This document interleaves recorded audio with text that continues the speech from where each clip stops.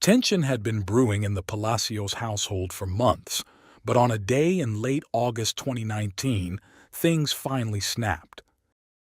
Inside their small home, a heated argument between Willie Palacios and his daughter, Ariana, took a dark turn.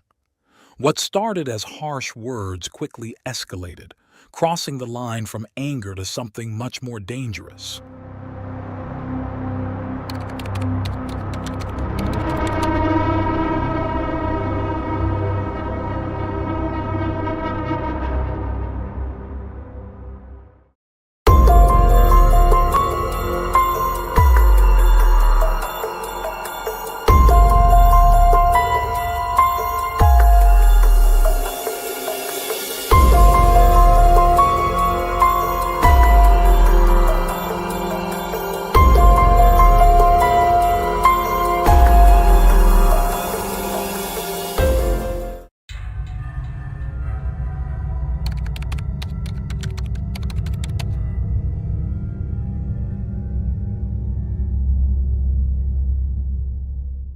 Ariana Palacios was born in the late 1980s in Argentina. She was the youngest child of Willie Palacios and Delicia, both Bolivian immigrants who had settled in the province of Buenos Aires in search of a better future for their family. Delicia found work at a lingerie workshop, while Willie, who had arrived in Argentina at the age of 30, spent his life in the funeral business.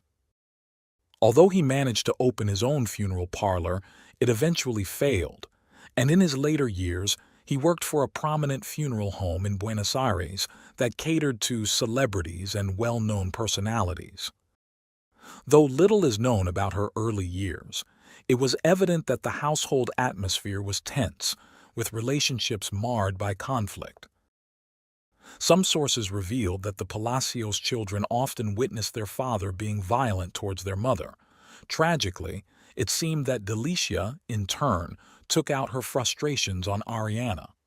Despite the turmoil at home, Ariana idolized her father, whom she described as a well-mannered and impeccably dressed man.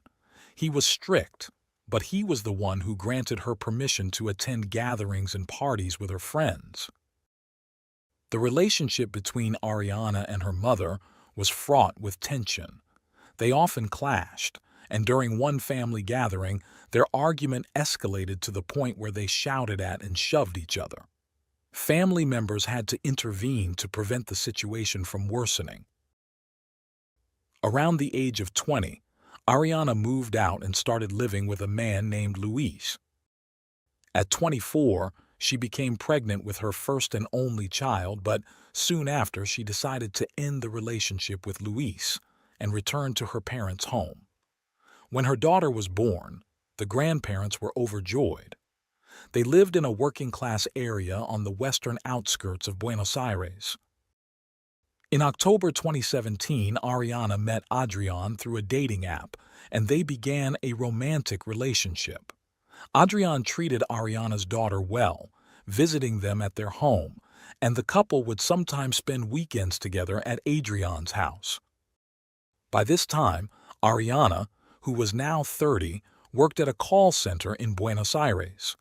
To supplement her income, she sold clothes online and also offered hair straightening services, making her very active on social media. Her daughter, now 6 years old, was the apple of her grandparents' eyes. However, it was noted by some that Willie seemed to have an unhealthy obsession with his granddaughter, often hovering around her as if he and Delicia believed they were her parents. This added further strain to the already fragile relationship between Ariana and her mother. On August 28, 2019, Ariana had a heated argument with her mother and told a friend that she needed to talk. On top of that, she also had a bitter dispute with her boyfriend, Adrian, which left her in tears. The next day, Ariana's phone went silent, and no one heard from her again. Her sudden disappearance, coupled with her absence from social media, alarmed her close friends, who immediately began searching for her. In the days that followed, the events surrounding Ariana's disappearance became increasingly strange. Adrian was one of the first to contact the Palacios family, and when he spoke with Willie, he was met with various excuses and evasions. Willie told Adrian that Ariana had found a new partner, decided to change jobs, and no longer wanted to continue their relationship. He even suggested that Adrian should move on and not worry about searching for her, claiming that she needed a fresh start but would be fine with her 6-year-old daughter. The conversation left Adrian uneasy. It seemed odd that his girlfriend's father was urging him to stay away, especially since Ariana, with whom he would have celebrated 2 years of dating on October 14th, had given no indication that she wanted to end their relationship. As days passed, Ariana's friends grew increasingly frustrated as they tried in vain to contact her. Unable to get any response, they began reaching out to her parents' home, with some even visiting in person to inquire about her. Willie was always the one to answer, providing a variety of bizarre and contradictory explanations. Initially, he claimed that Ariana's phone had broken, preventing her from contacting anyone. Then he told someone else that she had gone to another city to sell some products. To another friend, he suggested that Ariana was likely with a new boyfriend, as she had a habit of frequently changing partners, and that was why she wasn't responding to anyone. As her friend's desperation grew, the family's apparent lack of concern only deepened their worry. They started coordinating among themselves, reaching out to Adrian and even contacting Ariana's co-workers in search of any information.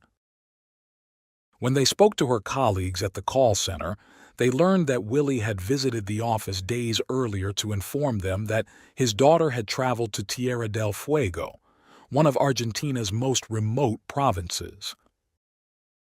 Noelia, who had been Ariana's close friend since childhood, took it upon herself to lead the search for her missing friend.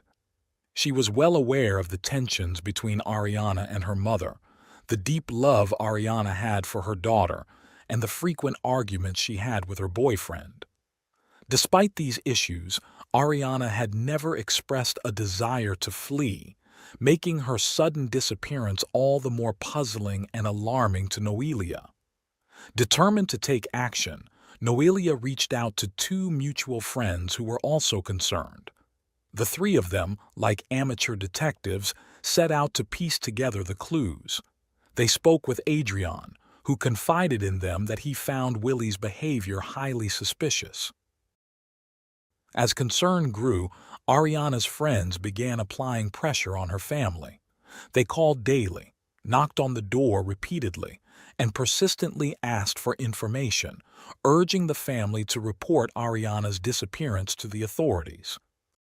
They were convinced that Ariana would never abandon her daughter for such a long time without any contact, especially since she was always attentive to her needs. The situation seemed increasingly bizarre. When asked about Ariana's whereabouts, Willie would offer vague and unconvincing explanations, often stating that she had left to clear her head and that it was better for her to forget about her troubles with Adrian. However, the Palacios family consistently refused to involve the police. On September 19th, nearly 20 days after her disappearance, Ariana's phone suddenly became active again.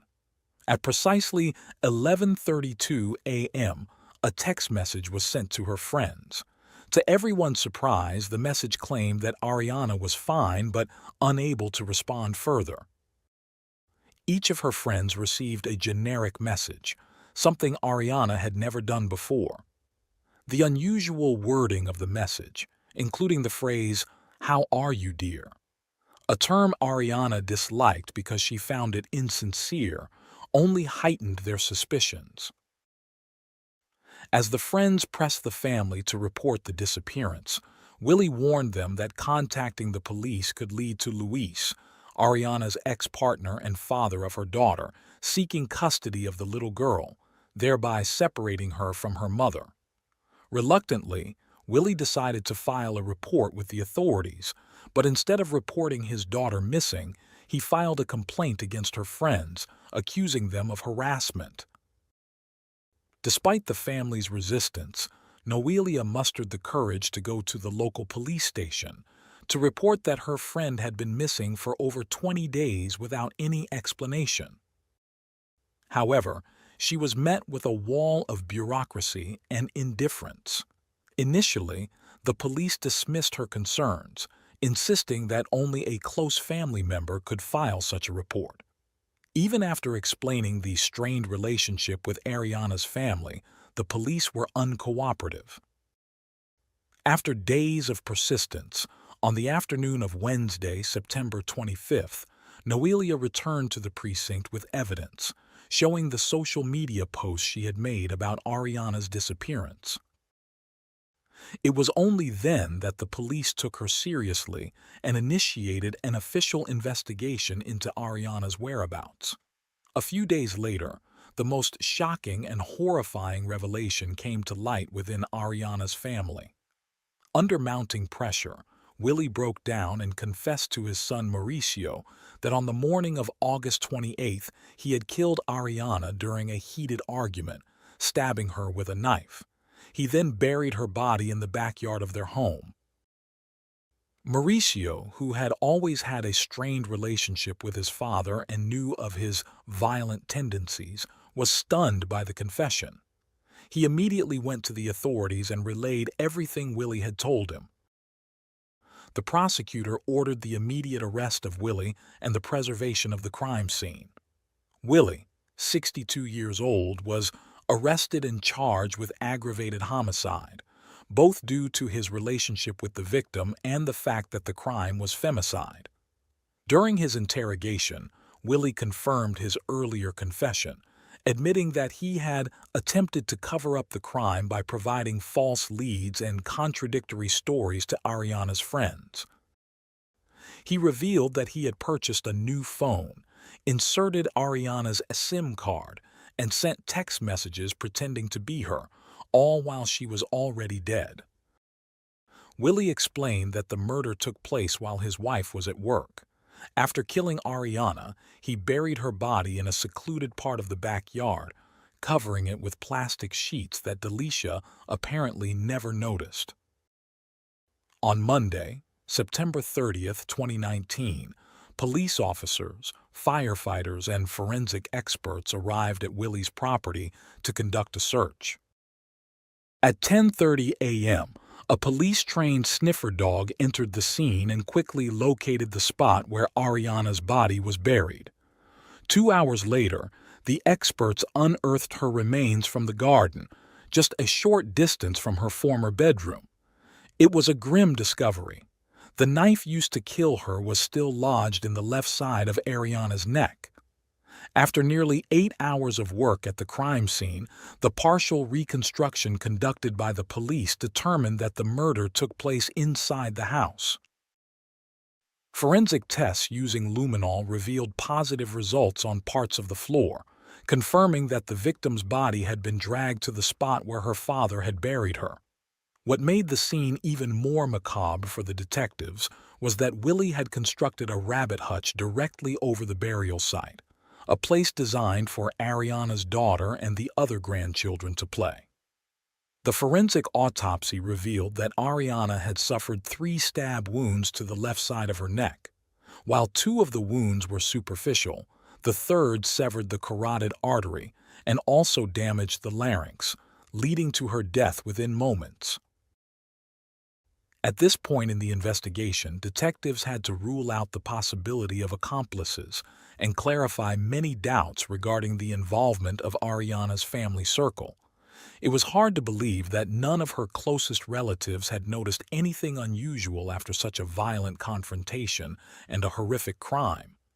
Even more striking was the fact that the investigation had been initiated by a friend's persistence rather than by a direct family member. One of Ariana's friends recalled a message from Ariana shortly before her disappearance, in which Ariana mentioned having a heated argument with her mother, hinting that her mother was not who she seemed to be. That was the last message she received from Ariana's phone, The fact that most of the family resisted filing a missing person report was one of the significant questions investigators wanted to clear up. In his statement to the authorities, Adrian highlighted that the relationship between Ariana and her mother had been strained since mid-July. While he never noticed anything particularly strange during his weekend visits, he did observe that the two women argued frequently.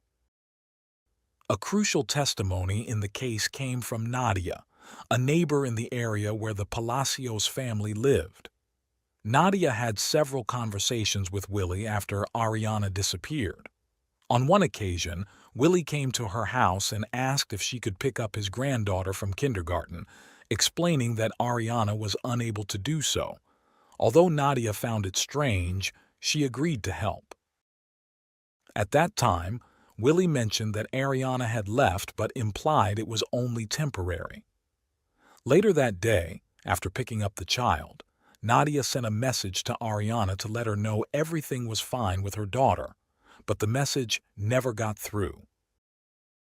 When Nadia returned the child that afternoon, Willie told her that Ariana had left for good, discarding her phone because she wanted to start a new life.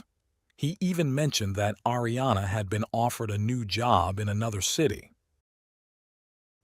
It also seemed odd to her when, on September 19th, she received a message from an unknown number supposedly from Ariana, saying that she was traveling and focusing on a new boyfriend. The message was full of spelling errors, which was unusual for Ariana. This same message was sent to several of Ariana's friends, and all were incorporated into the case to determine whether Willie himself sent them or if someone else was involved in the deception. Noelia, Ariana's childhood friend, testified that during one of her many visits to the Palacios household, where she urged them to report Ariana's disappearance, Willie dismissed Ariana as a lazy woman who had likely run off with a man, abandoning her daughter. Noelia, who knew her friend well, was convinced this was a lie, as Ariana would never leave without her daughter. One potential trigger for the crime, highlighted by several witnesses during the investigation, was a labor lawsuit that Ariana had filed years earlier, which she appeared to be close to winning. Ariana had mentioned to several friends that once she received the settlement, she would rent a place to live alone with her daughter. Investigators hypothesized that Willie may have committed the crime to prevent Ariana from taking the child away, as various testimonies suggested he had an unusual obsession with his granddaughter that went beyond typical grandparental affection. To leave no stone unturned, the investigation stage took 2 years. Finally, on October 22, 2021, the trial against Willie Palacios began. He faced a life sentence for aggravated homicide, considering that the victim was his descendant and that the crime was committed under circumstances of gender-based violence. During the trial, Willie's confession and the extensive evidence gathered by the prosecution were presented. Initially, Willie was present in the courtroom, but at the request of 2 witnesses for the prosecution, he was asked to leave and listen to the proceedings from an adjacent room. Key witnesses in the trial included Delicia, the victim's mother, who by then had become Willie's ex-wife, and Mauricio, Ariana's brother. What the judges heard from Delicia, who was ultimately not charged as an accomplice, was a chilling account of her 43-year relationship with the aggressor. Throughout her testimony, Delicia never referred to her ex-husband by name, only calling him "that man," and recounted years of domestic abuse she endured while they were together. It seemed that the Palacios household had turned into a living nightmare starting in July 2019, when Willie lost his job and his violent behavior escalated. According to Delicia, Ariana and Willie frequently clashed due to their strong personalities. She also mentioned that her granddaughter was Willie's weakness. He had a disturbing obsession with her and would often scream during arguments with Ariana that no one would ever take the child away from him. Within the family, Willie's initial explanation for Ariana's absence was that he had kicked her out of the house. Since Willie was unemployed, he spent all day at home, taking care of his granddaughter and managing the household tasks while Delicia worked late into the night. This routine did not arouse suspicion, even when changes were made to the backyard. However, as time passed, doubts began to emerge from various quarters, not only from Ariana's friends and boyfriend but also from her family, including Delicia. She became increasingly anxious and confronted Willie, asking why he had thrown Ariana out of the house. Willie's response was that he had expelled her because she was pregnant again, and he was not willing to raise another of her children. Cornered, Willie resorted to a final, twisted strategy that ultimately exposed him. Willie first went to the police station to report that his daughter was in the south of the country, but that he had lost contact with her and feared she might have fallen victim to human trafficking. He even wrote and signed a letter, pretending to be Ariana.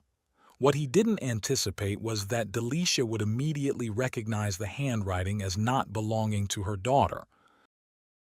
Mauricio was the next witness to take the stand.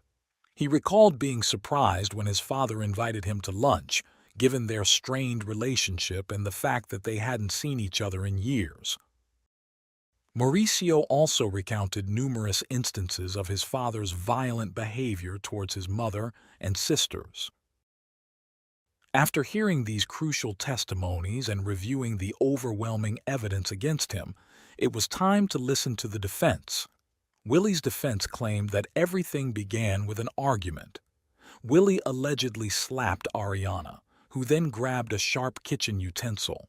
They struggled, and Willie managed to take the weapon from her, ultimately injuring her in the neck. The defense argued that Willie acted in self-defense, asserting that he had no choice but to protect himself. On October 26 of that same year, the judges sentenced Willie to life imprisonment. The court found him solely responsible for the aggravated femicide. After hearing the sentence, Willie uttered a few brief words apologizing to his ex-wife, his family, and his daughter's friends, expressing regret for what had happened, and then fell silent. One of the judges emphasized that Delicia's testimony had revealed a family structure plagued by violence.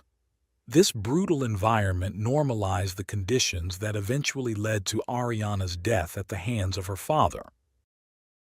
The judges unanimously agreed that Delicia's account was honest and free of inconsistencies, even though it carried an emotional weight of guilt, as her efforts to keep her family together had ultimately led to the worst possible outcome for her daughter. The reading of the sentence concluded with the judge's observation that although the life sentence couldn't undo the harm done to the family, it would free Delicia and her remaining children from the hell they had endured for years. But this wasn't the last blow Willie Palacios would receive. Believing himself to be the rightful guardian of his granddaughter, he was informed that Luis, his granddaughter's father, had requested custody and been granted it. Luis had also explicitly requested that Willie be denied visitation rights, a request the court agreed was in the best interest of the child. For the obsessed grandfather, this punishment may have been even worse than the life sentence itself.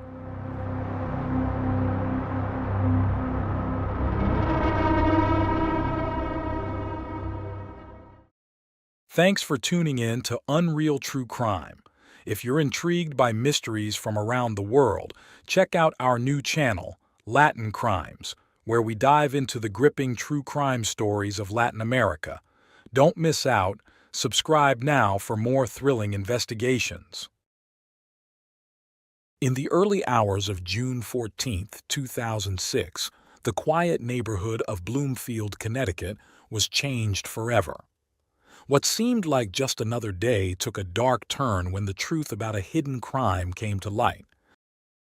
Danielle Kramer, a 14-year-old girl who had been missing for nearly a year, was found locked away in a small, secret room.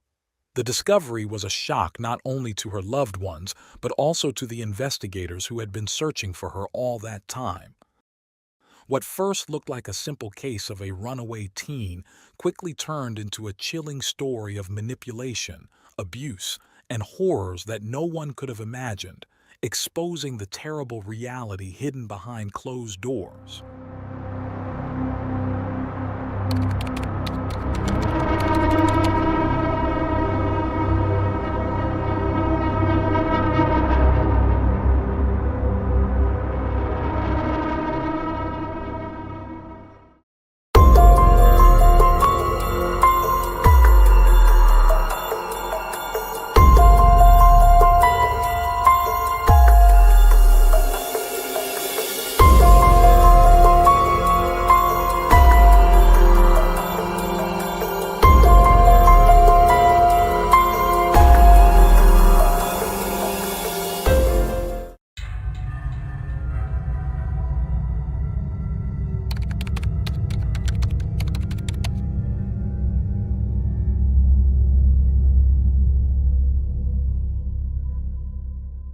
Danielle Kramer was born in the state of Connecticut, USA, sometime in the early 1990s. While the identity of her father remains undisclosed, it is known that her mother was a woman named Jennifer. After Danielle's birth, Jennifer remarried, and soon the family expanded when the couple had another child, whose name was never revealed. Danielle's parents ran a business that involved both a daycare center and a dog breeding operation in Bloomfield, a small town in Hartford County, Connecticut. Growing up surrounded by these animals, Danielle developed a strong affection for them. It was this love for dogs that, in 2005, led Danielle to cross paths with a young woman in her mid-20s named Kimberly, who worked as a dog trainer. Thanks to her, Danielle met Adam Galt, a 40-year-old man who also worked as a dog trainer and had experience in related businesses like dog breeding and grooming. Since Adam's business intersected with Danielle's family's business, her stepfather had briefly worked with Adam at some point. This connection led Danielle, eager to gain professional experience, to start working for Adam at his grooming and dog training business in Bloomfield and West Hartford. But what initially seemed like a healthy and innocent relationship between a young woman passionate about animals and a man experienced in the field soon turned dark and dangerous. Without Danielle's parents knowing, Adam started communicating frequently with her through messages and calls. He developed a completely inappropriate attraction to Danielle, who was still a minor at the time. Exploiting the admiration she had for him professionally, Adam began a seduction plan that quickly affected the naive girl. Adam gradually introduced Danielle to the world of drugs and alcohol, manipulating her until she agreed to an intimate relationship. He convinced the young girl that he loved and accepted her as she was, unlike her parents who were trying to raise her with stricter controls to curb the impulsive behavior typical of adolescence. Danielle, who had been described as a good girl, began exhibiting strange behaviors and became extremely rebellious towards her parents. Unbeknownst to them, Adam was the driving force behind these negative changes. At school, Danielle did not hide her relationship. It was later revealed that she openly told her friends she was involved with a 40-year-old man named Adam, whom she claimed was her boyfriend, and that she loved him. However, she also confided in them that he had hit her, and they had broken up and reconciled multiple times. By 2006, Danielle had run away from home several times, disappearing for days at a time, and when she returned, she refused to tell her parents or the authorities where she had been or with whom. It was always Adam who was behind these disappearances, testing how far Danielle was willing to go to fulfill his desires. In June 2006, Adam's manipulation reached its peak. Danielle, accompanied by Adam, went to the Bloomfield Police Department. There are two versions of what happened on June 13th. One version suggests that Danielle filed a complaint against a friend of her brother, accusing him of sexual abuse, for which she claimed her family had not protected her. However, the more widely accepted version is that the teenager reported to the authorities that she had been mistreated and neglected at home by her mother and stepfather. She expressed feeling unsafe and stated her desire to move in with Adam, an adult she trusted. From that moment on, Danielle distanced herself from her family entirely, with Adam firmly in control of her decisions. This was not the first time Adam had taken advantage of a young woman in this way. Kimberly, the dog trainer who had introduced Danielle to Adam, had also met him as a teenager. Before that, she had experienced a traumatic situation of intimate violence, leaving her very vulnerable. When she met Adam, she saw him as a hero, like someone who rescues princesses from castles. They began a relationship, and over the next 6 years, Adam transformed from a hero into a villain, one of the worst kinds. He dominated and controlled Kimberly, turning her into a sort of slave. To make matters worse, Kimberly wasn't the only woman subjected to Adam's control. Adam was also in a relationship, later described by authorities as a common-law partnership, with a woman named Anne Murphy. Despite having a stable partner, he brought Kimberly into the fold, creating a three-person dynamic, often referred to as a throuple, whether romantic or intimate. According to reports, both women agreed to this type of relationship and even lived together at times. However, it is likely that they had little say in what happened, as Adam was the dominant force in the household, punishing disobedience. It was under this same man's influence that Danielle's life took a dark turn, leaving her confused and manipulated. When Danielle didn't return from school on June 14, 2006, authorities and her parents initially thought it might be another one of her mysterious escapes, so panic didn't set in immediately. However, as days passed, it became clear that this disappearance was different. Danielle always called to say she was okay, but this time there was no contact with her family. The Bloomfield police investigated, searching, questioning those close to her, and tracing phone calls, but they couldn't find her. Months went by, and authorities hit dead ends and followed leads that led nowhere. The case of Danielle's disappearance seemed to stall over time. Though it was never fully closed, it alternated between periods of activity and inactivity, always waiting for new information that might help locate the missing girl. From the beginning, the police knew that Adam had known the missing teenager and that he had some kind of business relationship with Danielle's parents the year before her disappearance. Therefore, he became the prime suspect. Mobile phone records showed that Adam and Danielle had been in frequent contact before she went missing. In the days following her disappearance, the officers in charge of the case interviewed Adam twice. He told investigators that he hadn't had any contact with her since June 15, 2006, when Danielle called him asking for money. After urging Danielle to return home during that conversation, Adam claimed he emphasized that the police and her parents were desperately searching for her, but Danielle refused to comply. Despite Adam's assertions, the police continued their investigation, and in October 2006, they visited his residence to search for clues. However, since they did not have a warrant, Adam denied them entry into his home. Approximately 9 months after Danielle's disappearance, her mother discovered a diary that Danielle had left behind. Troubled by its contents, she handed it over to the authorities. She also provided several items of Danielle's clothing to the police, including a piece of underwear that appeared to have a stain that could be seminal fluid. The underwear was sent to the state forensic lab to develop a DNA profile that might offer leads for the ongoing investigation. In the diary, Danielle, who was 14 years old when she disappeared, wrote about a man she was involved with sexually, referring to him as X, according to various reports.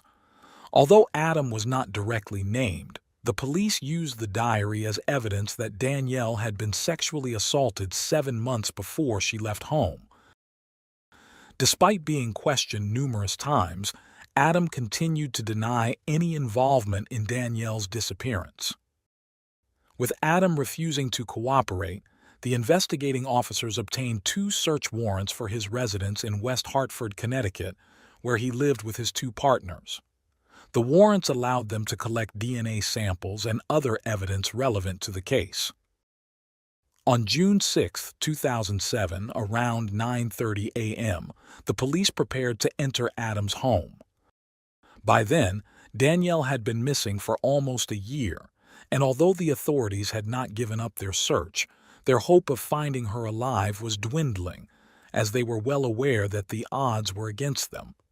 Once inside the 2-story house, the police noted that it was in disarray, with dirty sheets on the beds.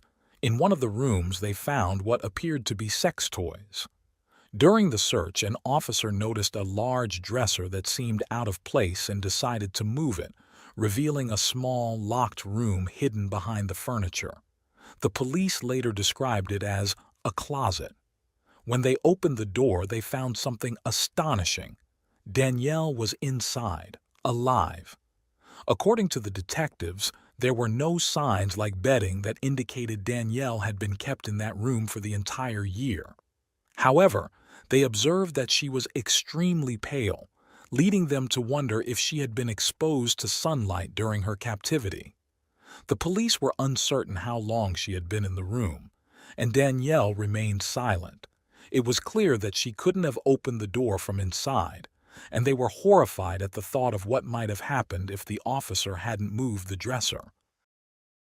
Though Danielle showed no visible external injuries, a thorough medical examination was still necessary.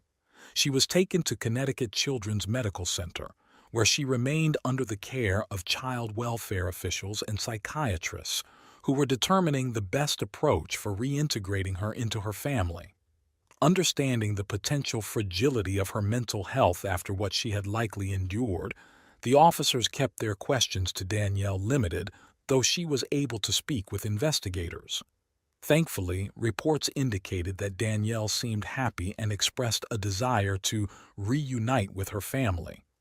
Her mother stated that she was prepared to wait for her daughter's return to ensure it was done in the best possible way. It was also revealed that a 15-year-old boy named Jacob lived in the house where Danielle had been held captive. Some sources indicated that Jacob was the son of Adam and Ann, while others claimed he was Ann's son only. Jacob's case was referred to the Department of Children and Families, and he was later placed in the custody of a relative. For the alleged kidnapping of Danielle, the police made 3 arrests. Adam, 41, was charged with unlawful restraint, reckless endangerment, custodial interference, interfering with an officer, risk of injury to a minor, and forgery. Ann, 40, faced charges of conspiracy to commit reckless endangerment, conspiracy to commit custodial interference, and risk of injury to a minor. Kimberly, 26, was charged with reckless endangerment, conspiracy to commit custodial interference, risk of injury to a minor, and conspiracy to commit unlawful restraint. Initially, Adam's bail was set at $500,000, while Ann's was set at $100,000. However, as more details emerged, both bails were raised to $1 million, with Kimberly's bail set at $500,000. This was not Adam's first run-in with the law. In November 1997, he was arrested on drug-related charges, and in July and August 2003, he was sued for not paying a worker and lost the case. As more details emerged about Danielle's life in captivity, the police stated that they were investigating whether Adam had abused 3 other girls in the past. It was revealed that he hadn't been charged in the previous cases because the alleged victims had refused to testify. Although Danielle had been found safe and the suspects were apprehended, the investigation was far from over. Detectives discovered that while living with Adam, Danielle occasionally traveled out of state, often to Florida, where she adopted a new identity as the niece of Adam's common-law partner. Once she was mentally stable, Danielle provided statements revealing that she had been with Adam since her disappearance, spending nearly all of her time inside the house and not attending school for the entire year. She also mentioned that she had changed her hair color multiple times to avoid recognition and confirmed that the downstairs room, where the hidden compartment was found, had indeed served as her bedroom. The police later obtained another search warrant for the residence, and investigators gathered several boxes of evidence.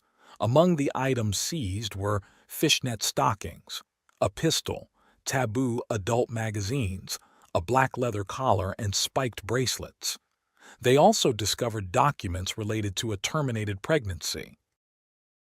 In subsequent interviews, investigators questioned Danielle about her diary and whether Adam was the mysterious ex she had mentioned. She nodded in agreement. Danielle also disclosed that shortly before being discovered in the small hidden room, she had visited a location in West Hartford to terminate a pregnancy, though she refused to identify the father. However, it was clear to everyone involved, and the authorities already had the primary suspect in custody.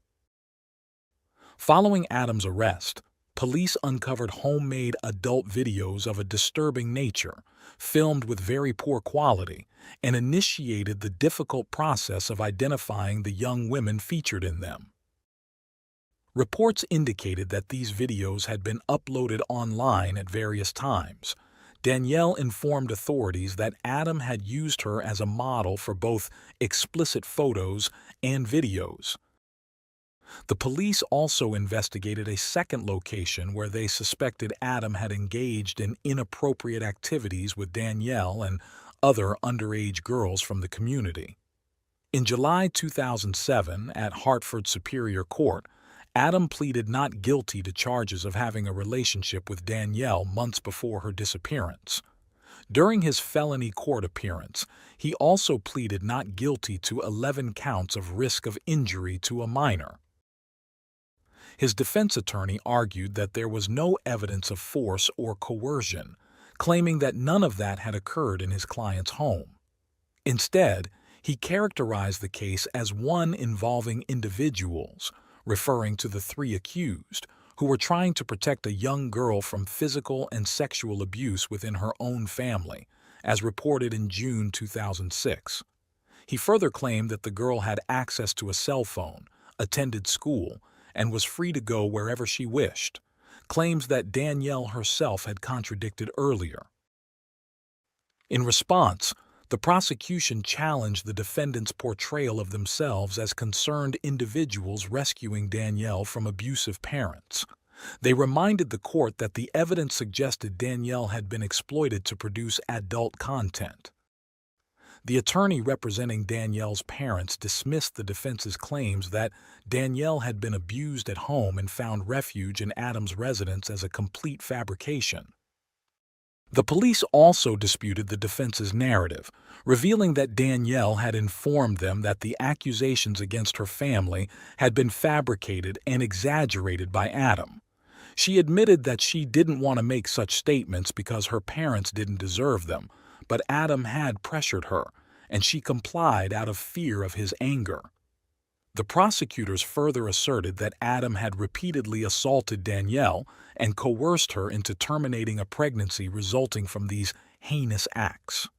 They also presented various DNA evidence obtained from clothing found in Adam's home, which confirmed the dark activities that had taken place there. In December 2007, a team of forensic experts determined that Adam was unable to comprehend the legal proceedings or assist in his defense. As a result, the judge declared him temporarily incompetent to stand trial. The judge ordered that Adam be transferred to the forensic division of the Connecticut Valley Hospital for a 60-day evaluation period, during which he could receive treatment. At the conclusion of this evaluation in February 2008, an expert testified to the judge that Adam was capable of understanding the charges against him and could assist in his defense. In addition to facing charges related to Danielle's case, Adam was hit with another kidnapping charge after a woman came forward claiming that she had been a 15-year-old runaway in 1998 when Adam abused her multiple times while she lived in his home and worked at his business.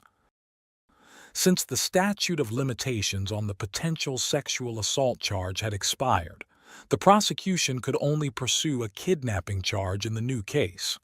As a result, Adam faced up to 160 years in prison for the charges connected to Danielle's disappearance and the 1998 case. After insisting on his innocence for an extended period, Adam, then 42, surprised everyone in March 2008 by admitting his responsibility in the crimes. He reached a plea deal with the prosecution, pleading guilty to 8 charges, including second-degree sexual assault, kidnapping, risk of injury to a minor, and conspiracy.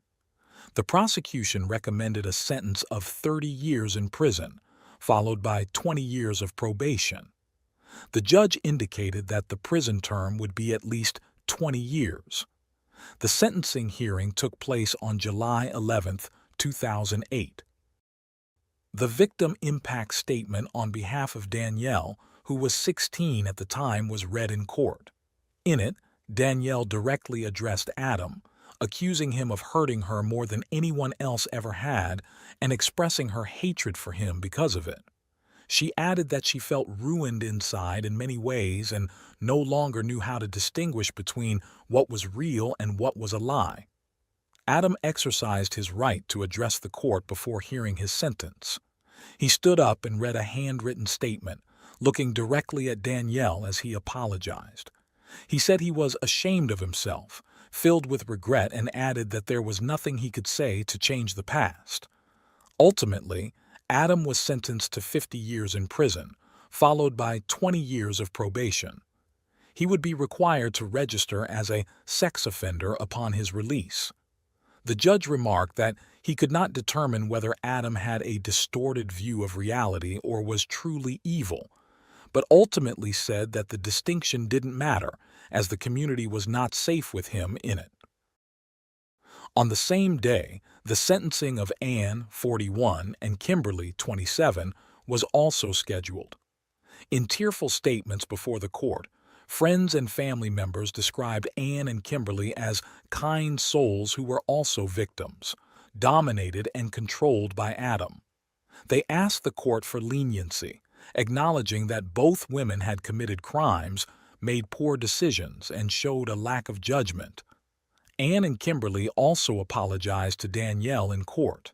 Kimberly expressed relief at being arrested because it removed her from what she called a destructive environment. The judge acknowledged the difficulty in determining their sentences, but ultimately concluded that on the spectrum between being Adam's victims or accomplices, or both, they were more victims. However, he recognized that they deserved to pay a price for their involvement in the crimes. Each was sentenced to 10 years in prison, suspended after 3 years, followed by 5 years of probation. After being missing for a year and undergoing a near-miraculous recovery, Danielle Kramer was able to resume a normal life despite the trauma she had endured, and the perpetrators of her suffering received the punishment they deserved.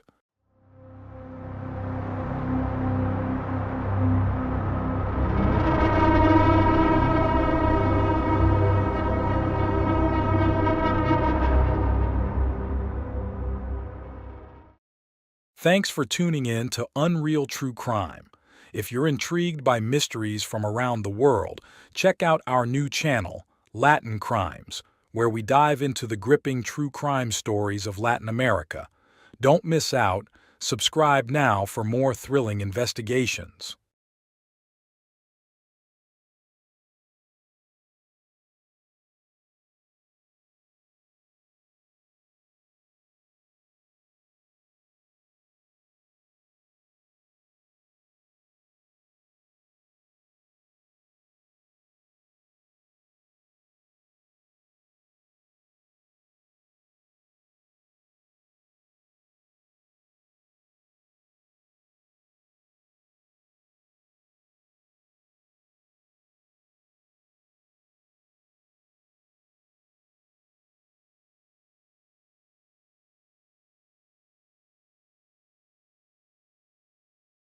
In the early hours of March 2, 2018, the peaceful night at the Shaughnessy home was suddenly broken. The alarm system, turned off remotely, left the house exposed as two people quietly slipped in through a side window. The family dogs, sensing something was wrong, started barking loudly, waking up Ted Shaughnessy. Still groggy but determined to protect his family, he grabbed a gun and headed towards the kitchen. But before he could fully understand what was happening, a figure appeared from the shadows and gunshots rang out through the house.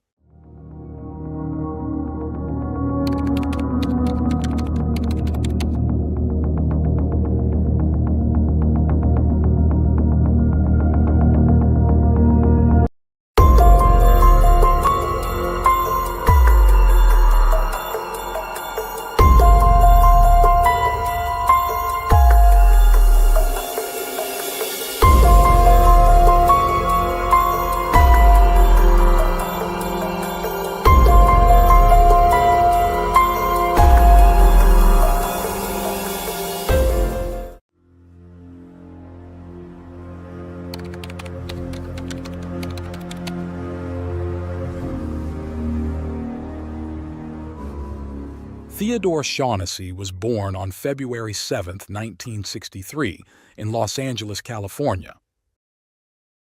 He was one of 3 children born to Teresa and David Shaughnessy, with his brothers Thomas and Timothy completing the family.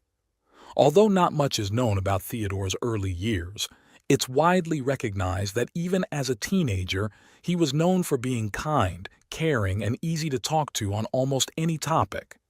He had a deep concern for the well-being of his loved ones.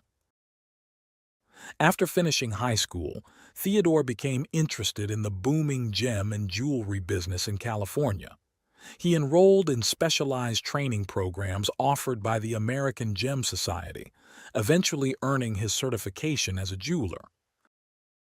In the mid-1980s, during a trip to Phoenix, Theodore met a young woman named Corey in a game arcade. Corey, born in 1966 in the small town of Wickenburg, Arizona, had a passion for painting, which led her to pursue a degree in fine arts. She dedicated herself almost exclusively to painting the desert landscapes that surrounded and inspired her. After their initial conversation, Theodore and Corey discovered a shared interest in jewelry design and creation. Their romance quickly blossomed, and Theodore soon moved to Arizona to be closer to her.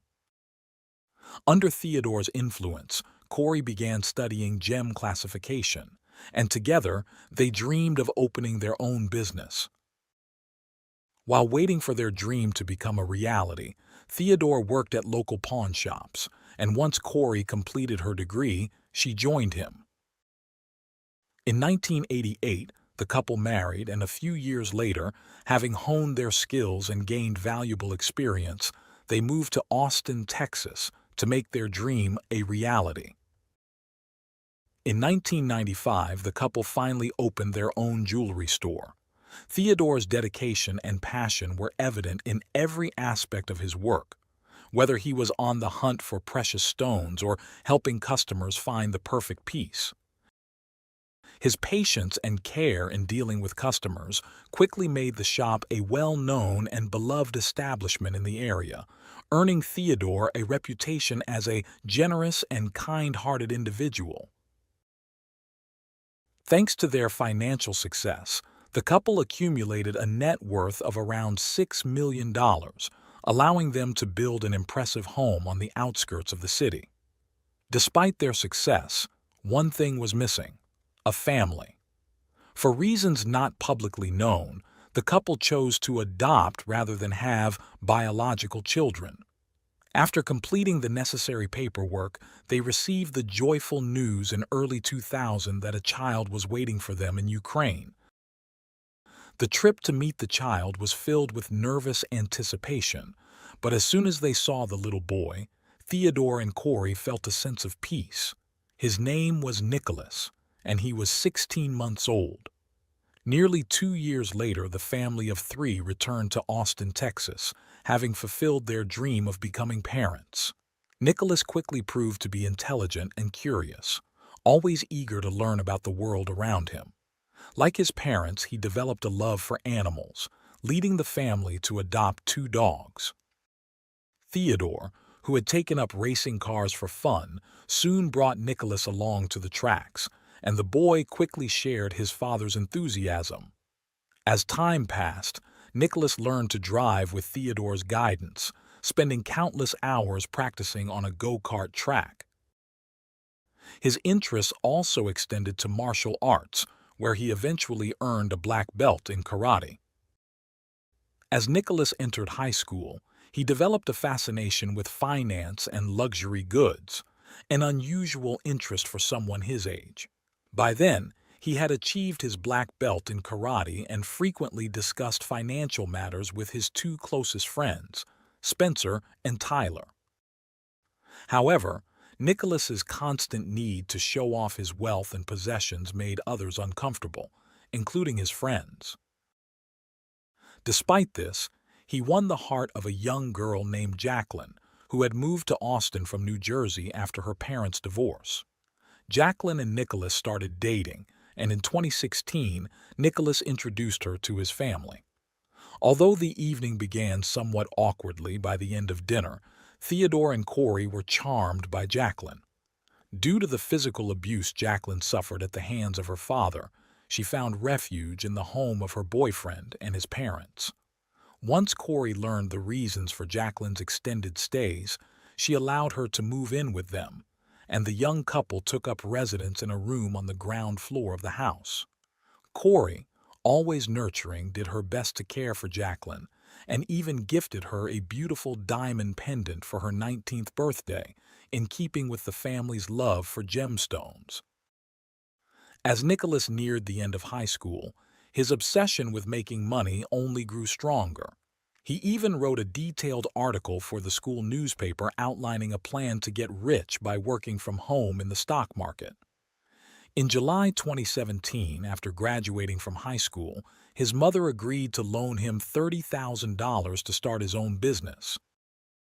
A month later, Nicholas and Jacqueline moved into an apartment complex in College Station, about 2 hours east of Austin. Shortly afterward, with the help of Spencer, who had become an ordained minister, the young couple secretly married. Jacqueline focused on her university studies while Nicholas worked from home as a stockbroker. As their social circle expanded, Nicholas never missed an opportunity to brag about his supposedly successful business ventures. In reality, however, things were not going well and he was actually losing money. He borrowed $2,600 from a neighbor, promising to repay her with the profits from his investments. At the same time, Nicholas had to take out other loans that quickly came due, pushing his financial situation to a critical point by early 2018. When Jacqueline learned of their financial troubles, the couple argued and began discussing options to turn things around. What started as a joke about inheriting Theodore and Corey's fortune soon turned into a serious plan. After all, if they were no longer around, Nicholas would be the sole heir to a $2 million life insurance policy, plus an additional $6 million from the business and property. A few days later, the idea morphed into a real project, and the couple even agreed to hire someone to eliminate Theodore and Corey. The first person Nicholas approached for the job was his friend Spencer, but despite offering him $50,000, Spencer refused outright. The couple's initial failures did not deter their determination. On the contrary, by mid-February 2018, Nicholas turned to social media to continue his search for someone willing to carry out their dark plan. He contacted a woman who worked at the complex where he lived, offering her extra money. When she inquired about the nature of the work, he proposed that she kill 2 people in exchange for $20,000 per victim. The woman never responded again, and like the neighbor who had loaned him money, her identity has remained undisclosed for safety reasons. Nicholas faced similar rejection from a third individual he approached with the offer. Unwilling to give up, on Friday, February 23, 2018, he visited a local bar and struck up a conversation with Johnny Leon, a 21-year-old with a criminal record for drug offenses. After introducing himself and explaining the job, Nicholas offered Johnny $100,000 with payment to be made in installments. As they discussed the details, Nicholas texted Jacqueline to share the good news. When she asked about the cost, he brushed off her concerns. That night, Johnny and Nicholas agreed to meet later at Nicholas's house to finalize the plan. On Monday, February 26, 2018, Corey called her son to ask why he had not yet repaid the loan she had given him. The uncomfortable conversation quickly escalated into an argument, leaving Nicholas feeling even more pressured to achieve his goal. On the morning of Wednesday, February 28, 2018, before meeting with Nicholas, Johnny invited his friend Cameron Bosmek, who worked at a local company, to help with what he described as a moving job. Cameron, unsuspecting of anything nefarious, agreed. When Cameron and Johnny arrived at Nicholas's home, they were caught on the security cameras. Once inside, Nicholas revealed the true nature of the plan. He explained that he would deactivate the security alarm remotely from his phone to allow them access to his parents' home. They were to enter through a window in one of the rooms, where they would find a gun in a drawer. Nicholas offered Cameron $10,000 payable in 3 installments, but as soon as the words were out of his mouth, Cameron walked out, refusing to be part of the plan. Later that day, back home with his family, Cameron confided in his wife about the unsettling incident. Meanwhile, left alone with Johnny, Nicholas offered to accompany him on the mission.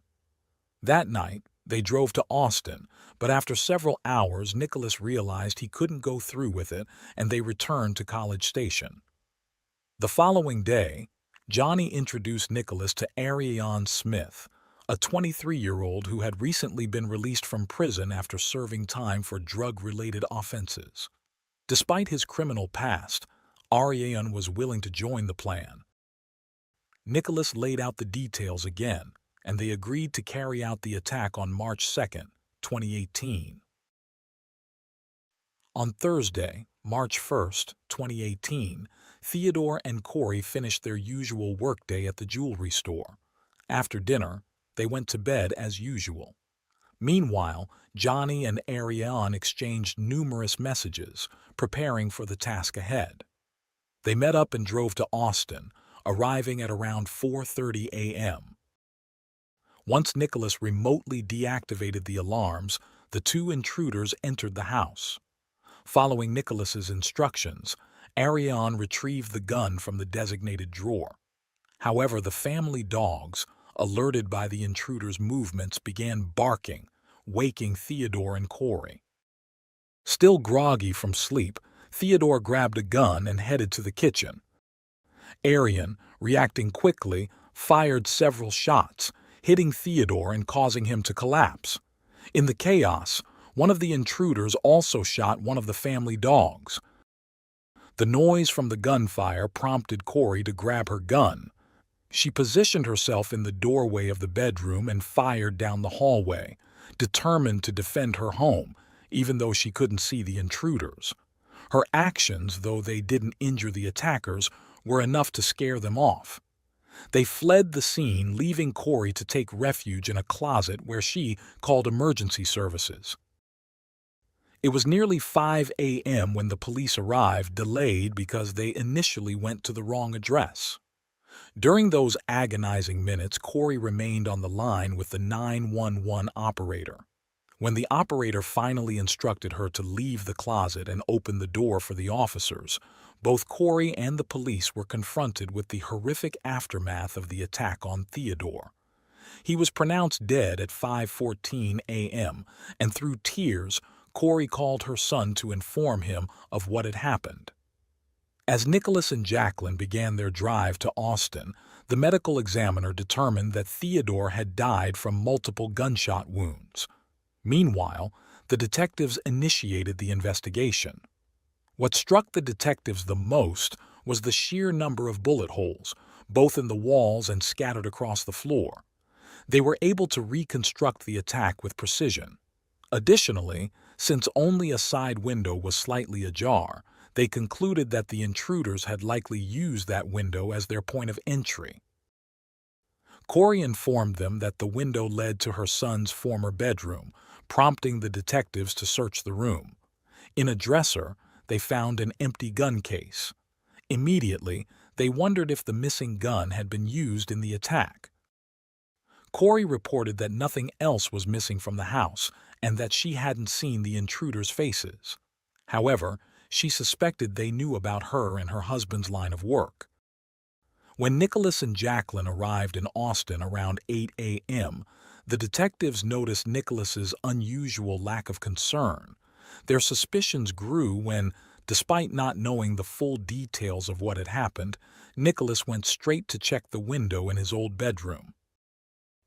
A few minutes later, Nicholas, his mother, and his wife went to the police station to answer the detectives' questions. It was then that Nicholas recounted how he had learned about the incident. After Nicholas informed investigators that he had not been in the city for about a month, he handed over his cell phone. During their examination of the device, the officers discovered an app that allowed remote access to the family home's alarm system. When questioned about this, Corey explained that the alarm access was shared among all family members, but noted that it hadn't been activated that night. However, a review of the system's history revealed that the alarm had been deactivated at the exact time the intruders broke in, raising suspicions. Jacqueline corroborated her husband's story, stating that they had stayed home that night. Following these initial statements, all three were informed that they would undergo gunshot residue tests. Jacqueline's sudden nervousness caught the attention of the investigators, sparking further doubts. Meanwhile, at the crime scene, evidence collection continued, and due to the case's complexity, the district attorney was brought in to assist. She quickly began to suspect that Theodore might have known his attacker. As no fingerprints belonging to the family members were found, suspicions began to shift toward Corey. To make matters worse, Corey's decision to forego a funeral and her request to clean the house as soon as possible only fueled the investigators' doubts. While waiting for the case to be resolved, she closed the jewelry store and had her husband's remains cremated. On the same day, as his mother struggled to cope with her grief, Nicholas exchanged text messages with Spencer. He asked if Spencer wanted to see photos of the crime scene, boasting that the investigators had returned his phone, a clear sign, in his view, that he was no longer a suspect. When Corey was called in for another interview, the questioning was so intense that she began to feel as though she was no longer being treated as a victim. By then, however, she wasn't the only one under scrutiny. Her son had not been entirely ruled out as a suspect. On March 5, 2018, police officers began interviewing neighbors at Nicholas's apartment complex.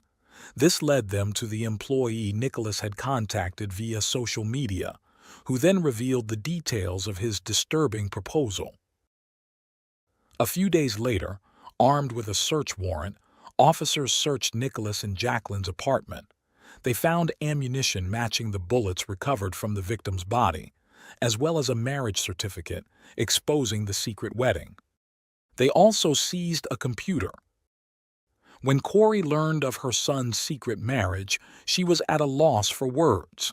She reproached Nicholas for not doing things the right way, assuring him that there was no need to hide the marriage and that, had she known, she would have organized a proper wedding. As a result, Nicholas and Jacqueline moved back into the family home. Despite the mounting suspicions against him, Corey remained convinced of her son's innocence. Determined to support him, on March 10, 2018, Corey hired a group of attorneys and even handed over control of the jewelry store to Nicholas. Over the next month and into the following, the evidence against Nicholas began to pile up at an alarming rate.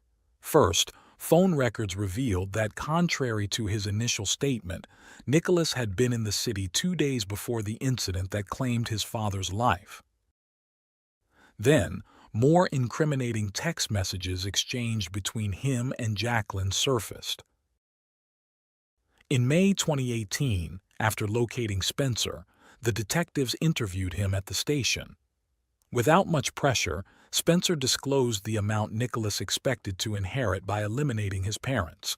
He also provided text messages to support his claims, which cleared him of any suspicion. By the end of that month, Nicholas and Jacqueline were arrested. Both were charged with criminal solicitation to commit capital murder. Nicholas's bail was set at $3 million and Jacqueline's at $1 million. Faced with sworn statements and overwhelming evidence, Corey finally grasped the full extent of the nightmare she was living.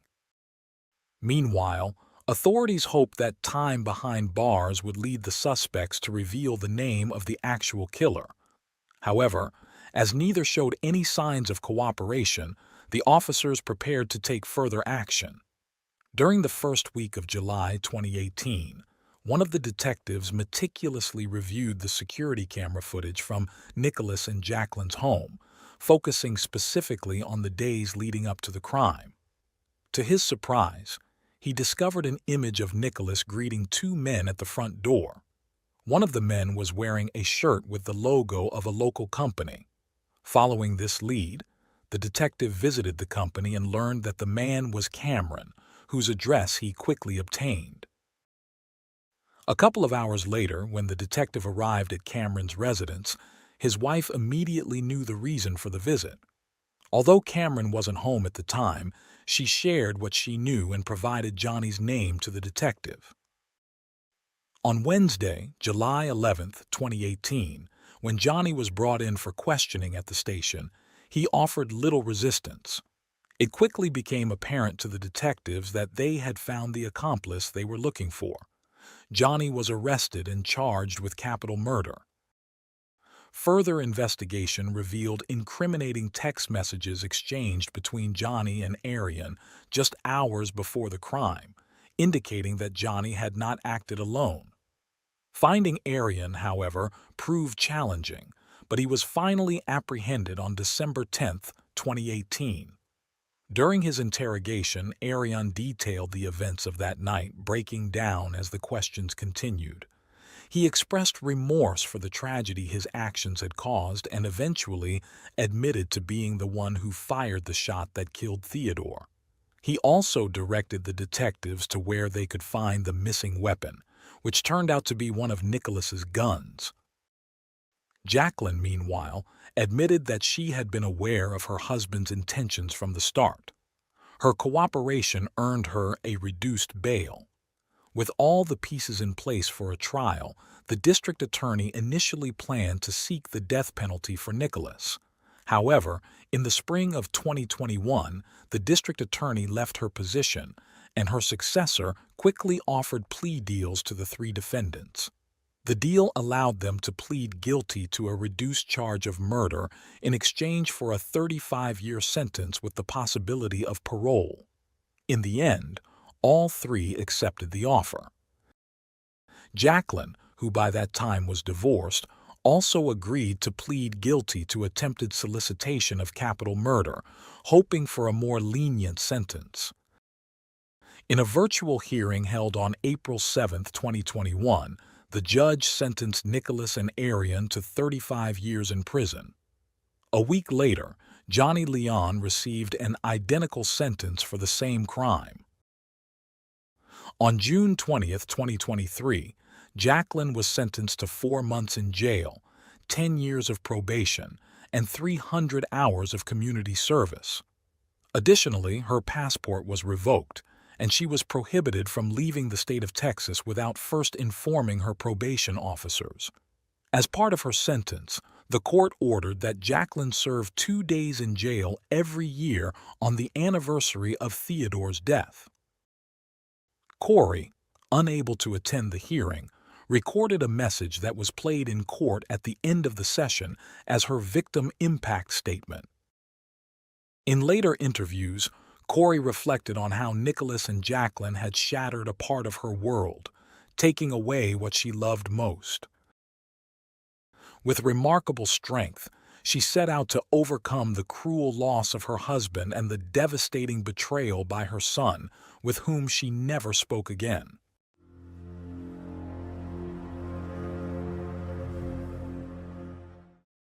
Thanks for tuning in to Unreal True Crime. If you're intrigued by mysteries from around the world, check out our new channel, Latin Crimes, where we dive into the gripping true crime stories of Latin America. Don't miss out. Subscribe now for more thrilling investigations.